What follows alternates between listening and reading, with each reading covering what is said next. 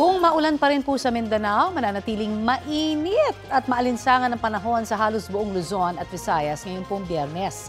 Ayon sa Pag-asa, patuloy na umiiral ang mainit na easterlies sa maraming lugar habang ridge of high pressure area sa bandang Batanes at Babuyan Islands. Posibleng umabot sa danger level na 46 degrees Celsius ang heat index sa Apari, Cagayan. 45 degrees Celsius sa Dagupan, Pangasinan, habang 44 degrees Celsius naman sa Lawag, Ilocos Norte. Tuguegarao, Cagayan at sa Olongapo City. Posible namang umabot sa 43 degrees Celsius ang heat index ngayong araw sa Batak, Ilocos Norte, Bacnotan, La Union, Etxague, Isabela, Baler at Kasiguran sa Aurora, Camiling, Tarlac, Sangley Point, Cavite, Tanawan, Batangas, Infanta at Alabat, Quezon, Daet, Camarines Norte, Masbate City at sa Catarman, Northern Samar.